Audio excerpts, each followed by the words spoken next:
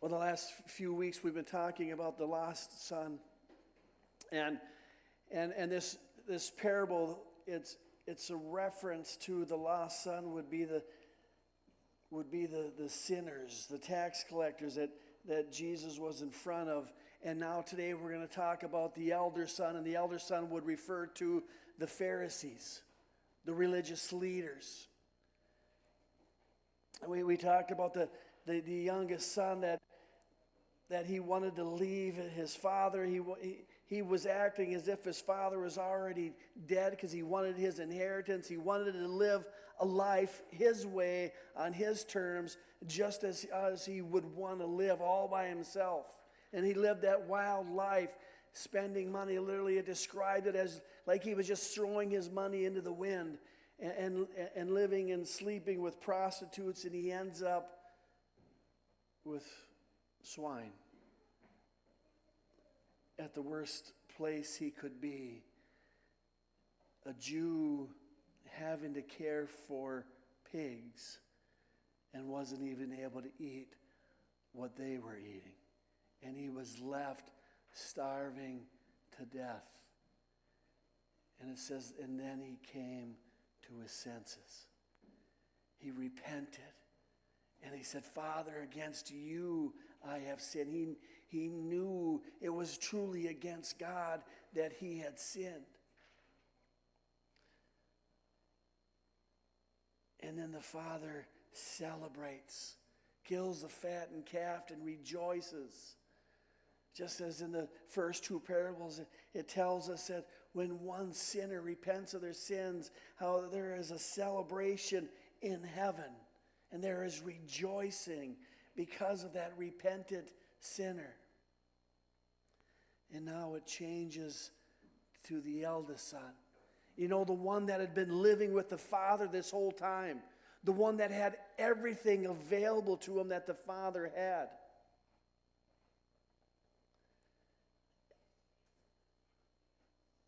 And we're going to read this morning from Luke 15. I'm going to start at read 25 to the end of the chapter. Luke 15, starting at verse 25, it says, Meanwhile, the older son was in the field. When he came near the house, he heard music and dancing. So he called one of the servants and asked him what was going on. Your brother has come, he replied, and your father has killed the fattened calf because he has him back safe and sound. The older brother became angry and refused to go in. So his father went out and pleaded with him. But he answered his father, Look, all these years I've been slaving for you and never disobeyed your orders.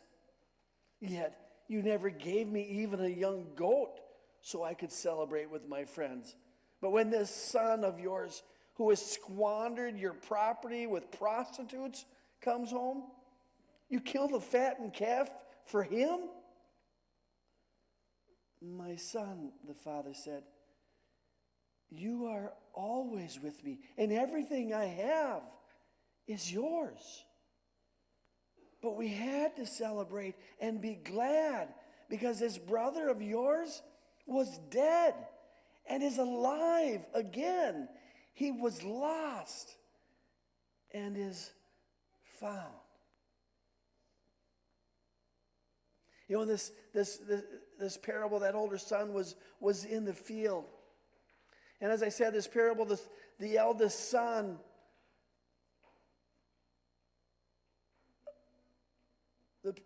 the eldest son represents those Pharisees and the teachers of the law.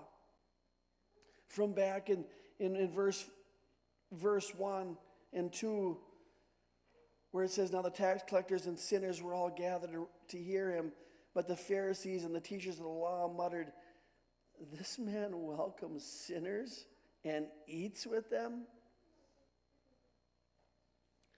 You know, the Pharisees and the tax collector, this eldest brother, outwardly they appeared to live this blameless lives. But inwardly, their hearts, their attitudes were abominable. in Matthew 23, verses 25 through 28. It says, "Woe to you, teachers of the law and Pharisees, you hypocrites! You clean the outside of the cup and dish, but inside they are full of greed and self-indulgence. Blind Pharisees, first clean the inside of the cup and dish, and then the outside will also be clean.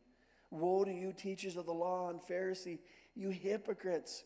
You are like whitewashed tombs, which look beautiful on the outside, but on the inside are full of dead men's bones and everything unclean. In the same way, on the outside you appear to people as righteous, but on the inside you are full of hypocrisy and wickedness."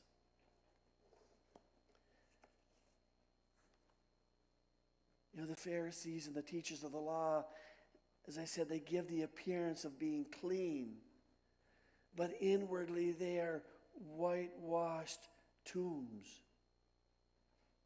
They make the exterior to appear to be clean, but they never focus on the interior. And Jesus says to clean the inside first, because if you look and you clean the inside first, the outside will just automatically follow suit. But they're only focused on what you can see.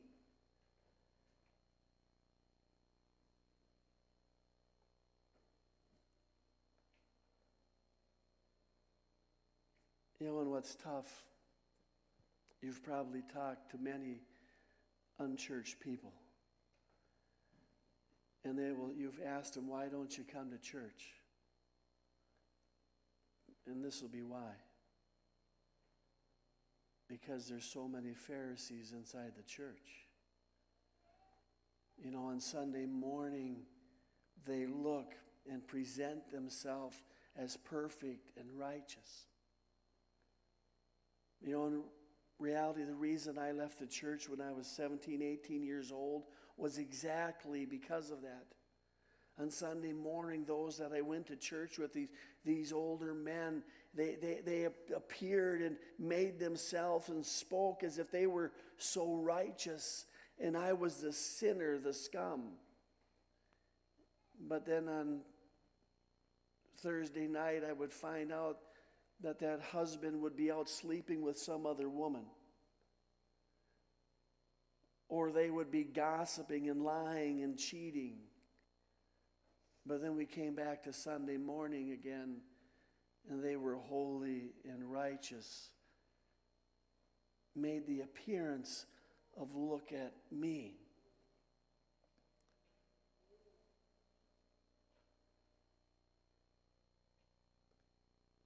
And it's something that we have to watch out as the body of Christ.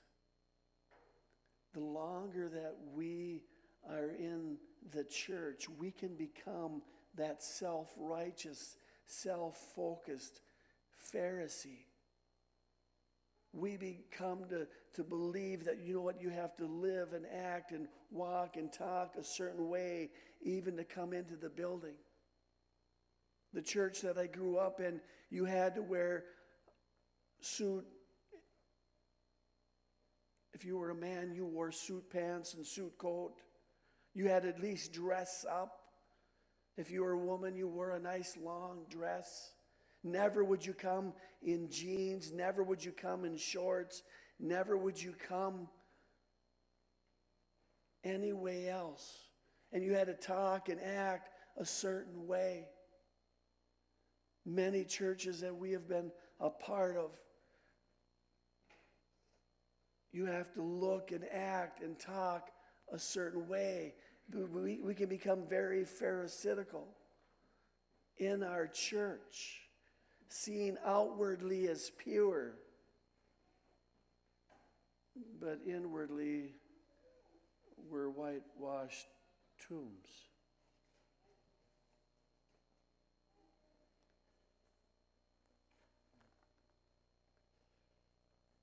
in Luke in verse 27.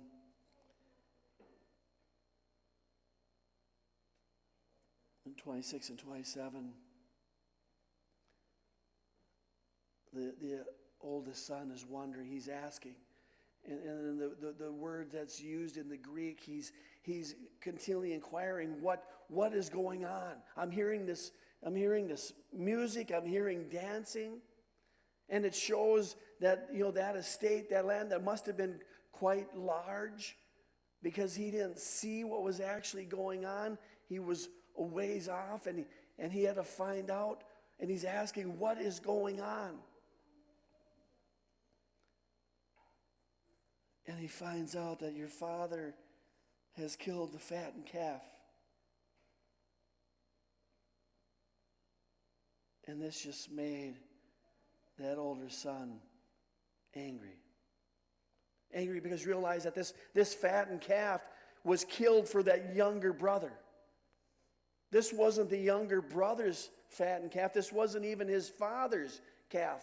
Because in right, that was part of his estate. His half, his portion. Because the younger son was already given the other half. And everything that was left, that was his. And so now he's mad because you've taken what was mine and given to the one who is living a life of sin.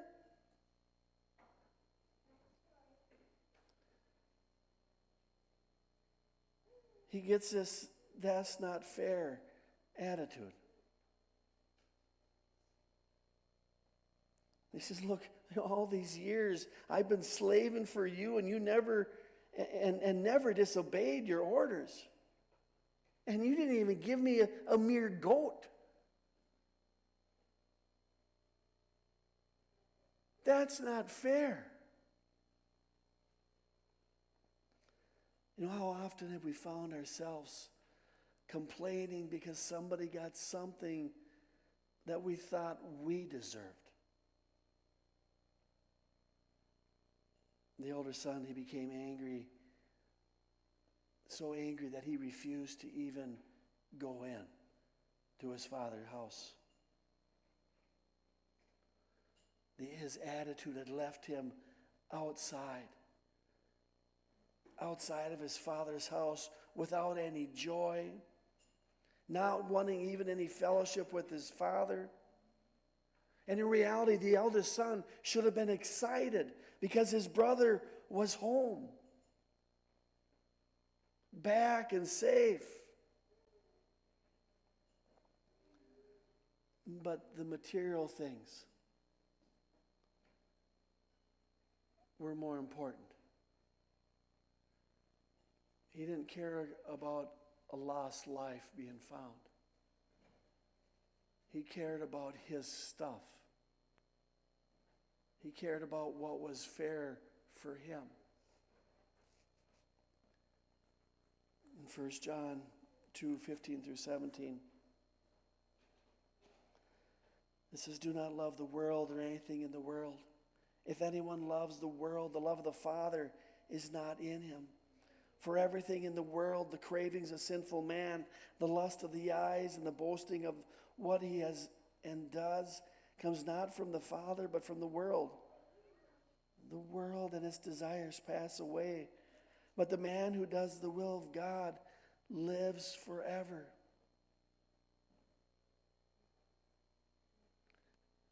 For the eldest son, for the Pharisees, the teachers of the law, the material things were more important than that human life. The older son, he didn't want any fellowship with his brother. The one that was living with prostitutes and ending up with pigs. Would have been seen as amongst some of the worst of sinners. He wanted nothing to do with him. And he definitely wasn't going to celebrate him. And then there's the older son. He lived in the Father's house. But he did not have the Father's